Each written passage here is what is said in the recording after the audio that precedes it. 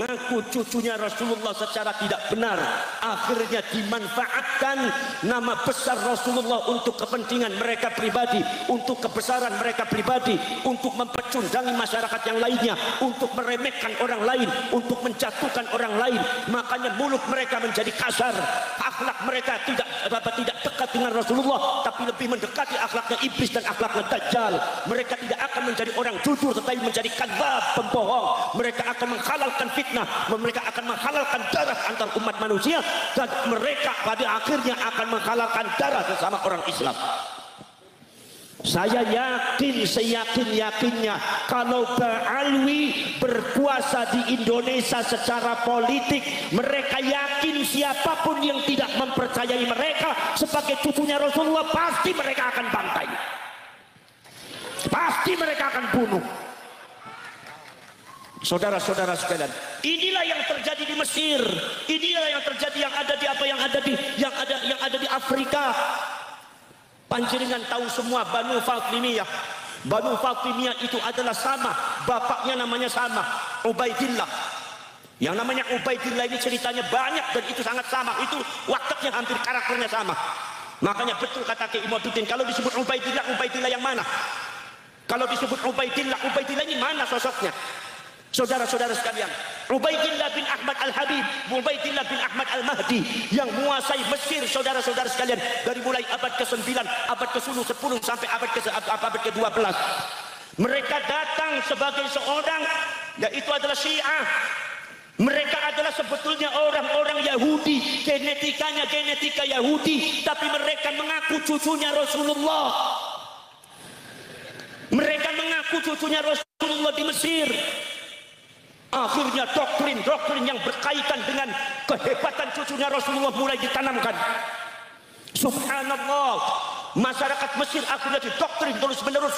Begitu mereka sudah mendapatkan dukungan yang sangat banyak, saudara-saudara sekalian, tiba-tiba kemudian mereka, saudara-saudara sekalian, membuat satu kekuatan ekonomi, membuat satu kekuatan politik, membuat satu kekuatan yang sosial, keagamaan. Begitu sudah dikuasai seluruhnya, ternyata akhirnya mereka merebut kekuasaan tanah yang ada di Mesir, merebut kekuasaan politik yang ada di Afrika, dan pada akhirnya mereka berkuasa menguasai masyarakat Mesir dan Afrika 200 tahun. Inilah yang mereka cari, kepentingan dunia untuk menguasai satu negara. Inilah yang mereka cari, yaitu adalah kepentingan dunia untuk menguasai tanah orang lain. Inilah yang mereka cari, kepentingan dunia untuk menguasai politik. Masya Allah, pada waktu mereka pertama kali datang, subhanallah, masyarakat didoktrin tentang keagungan cinta kepada cucunya Rasulullah, seolah-olah cucunya Rasulullah hanya mereka. Mereka diajari membenci kepada para ulama, para kiainya. Mereka diajari untuk menghasut pemerintahnya, membenci pemerintahnya, menfitnah pemerintahnya yang sah. Akhirnya pemerintah yang sahnya goyah, kekuatan politik yang ada di Afrika goyah. Akhirnya mereka hancurkan, dan pada akhirnya kekuatan pemerintah yang sah yang ada di Mesir, yang ada di Afrika tumbang, yaitu adalah diserang oleh gelombang-gelombang fitnah yang zalim yang dilakukan oleh orang-orang yang mengaku cucunya Rasulullah, padahal mereka genetikanya adalah genetika Yahudi. Ini jangan sampai terjadi di Indonesia. Paham pembahasan? Jangan sampai terjadi di Indonesia. Maka disinilah kalian semua berkumpul, maka disinilah kalian semua berdiri dengan memakai baret merah, Laskar Sabilillah, untuk memberantas mereka semua sebelum di Indonesia dikuasai oleh mereka semua. Saudara-saudara sekalian, subhanallah, ketika mereka sudah berkuasa di Mesir, apa yang terjadi di Mesir? Mereka mengiming-imingi khilafah Islamiyah. Ternyata khilafah Islamiyah selama 200 tahun tidak pernah berdiri. Makanya masyarakat Demak Bintoro, saya minta jangan mudah percaya kepada orang-orang yang sering menjual nama Islam, nama khilafah Islamiyah, nama Indonesia Bersyariah. Cukup dengan ajaran Wali Songo, insya Allah Indonesia makmur. Saudara-saudara sekalian, kita sudah punya Bhinneka Tunggal Ika, kita sudah punya Pancasila yang sudah teruji, kita sudah punya Undang-Undang Dasar 45 yang sudah teruji, kita sudah punya sejarah yang sangat luar biasa. Tidak usah kita mengadopsi cara-cara orang lain. Sebab apa yang mereka dengungkan khilafah, belum tentu mereka akan mendirikan khilafah. Apa yang mereka dengungkan, mereka itu belum tentu itu adalah qauluhum bi afwahihim, itu adalah ucapan mulut-mulut mereka yang busuk.